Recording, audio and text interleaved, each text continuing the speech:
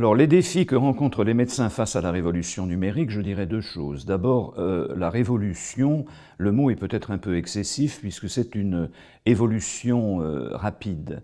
Et le deuxième élément de ma réponse, c'est qu'en matière de défis, les médecins et les autres professionnels de santé d'ailleurs veulent avoir des outils numériques pratiques qui correspondent à leurs besoins.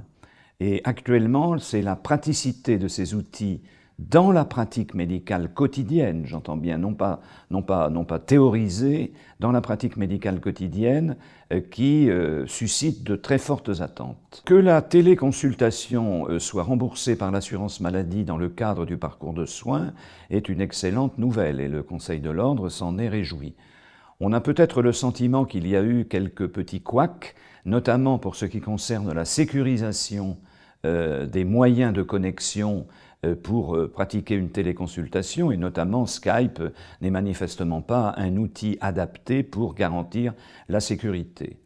On peut penser que tout cela va être précisé et mis en place dans les jours et dans les semaines qui viennent, étant entendu bien évidemment qu'avant de faire des téléconsultations, il faudra que les médecins s'équipent des outils nécessaires, et c'est d'ailleurs pour cette raison qu'il y a eu un forfait structure pour ce qui concerne les praticiens libéraux. Mais il ne faudra pas oublier les praticiens hospitaliers qui pourront également faire des téléconsultations.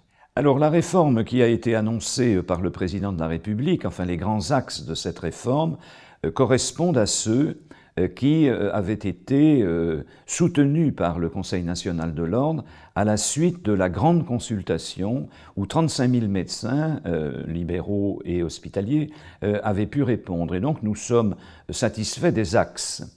Maintenant, il faut passer aux actes. Et c'est bien évidemment dans la réalisation concrète sur le terrain des orientations fortes qui ont été données par le président de la République que nous pourrons juger de la réussite ou non. Il y a un élément qui est très important, y compris d'ailleurs en matière numérique, c'est qu'il faut que la formation initiale des médecins et que la formation continue de ces professionnels de santé soit également fortement organisée au niveau des territoires pour répondre aux besoins des territoires et pour répondre également aux défis numériques, car s'il y a un virage ambulatoire, il y a également un virage numérique dans la prise en charge des patients.